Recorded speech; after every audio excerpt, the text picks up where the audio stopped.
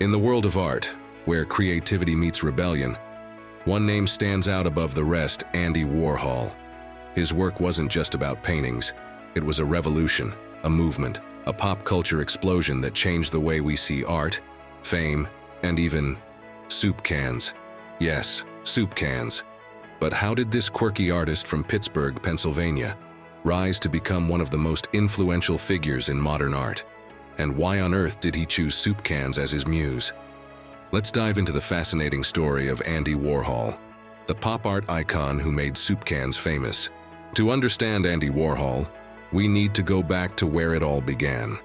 Born Andrew Warhol on August 6, 1928 in Pittsburgh, Andy grew up in a working-class immigrant family. His parents, Andrei and Julia Warhol, had emigrated from what is now Slovakia. Life was far from glamorous. As a child, Andy was often sick and spent long stretches in bed. This is where he first developed a love for drawing, inspired by comic books, magazines, and the ornate religious icons his mother sketched. Can you imagine little Andy poring over Superman comics, unknowingly shaping the future of art? But it wasn't just art that fascinated him. Andy was captivated by the glitz of Hollywood, dreaming of the stars and glamour far beyond Pittsburgh's steel mills. He was different, and he knew it. By his teenage years, he had one goal: escape to a world of creativity. After studying commercial art at the Carnegie Institute of Technology, Warhol moved to New York City in 1949. Here, he dropped the A from Warhol and began building his career as a commercial illustrator. Warhol's unique style, simple yet eye-catching, quickly made him a favorite in the advertising world. He created illustrations for high-profile clients like Vogue and Harper's Bazaar. But deep down, Andy yearned for more. Commercial art paid the bills, but it wasn't feeding his creative soul. Then, in the early 1960s, everything changed. Warhol stumbled upon a concept that would forever define him: pop art. This art movement celebrated everyday objects and mass culture, elevating them to something extraordinary. Andy saw beauty in the mundane, in things most people overlooked. And then came the soup cans. In 1962, Warhol unveiled a series of 32 paintings at the Ferris Gallery in Los Angeles. Each one depicted a Campbell's soup can, every flavor the company offered at the time. Why soup cans? Well, Andy famously said, "I used to drink it. I used to have the same lunch every day for 20 years. I guess the same thing over and over again." It was personal, yet universal. A can of soup wasn't just food.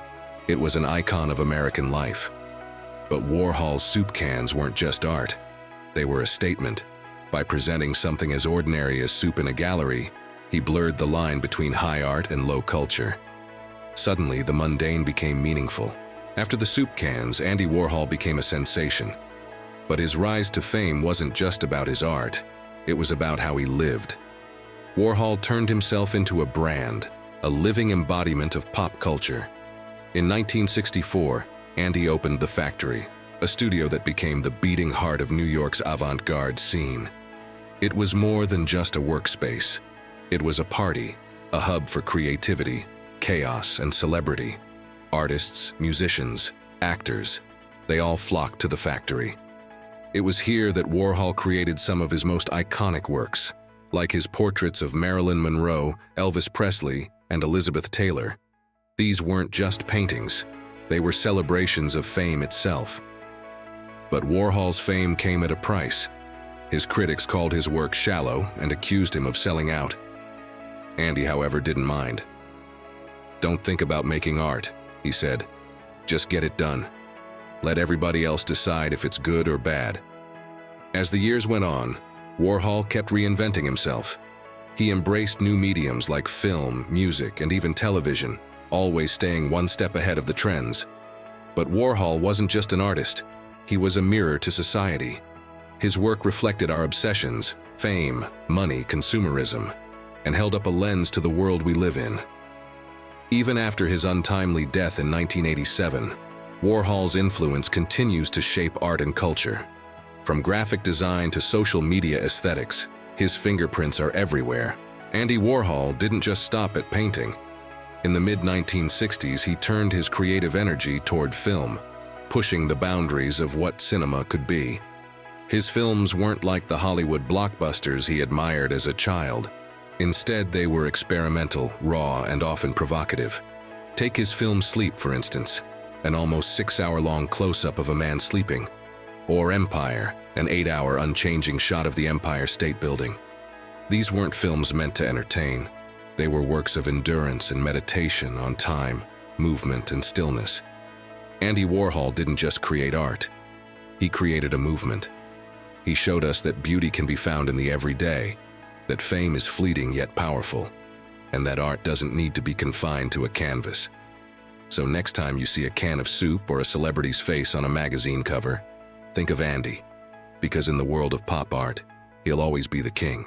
If you enjoyed this journey through Warhol's world, make sure to like, subscribe, and share. Until next time, keep creating and seeing art in the everyday.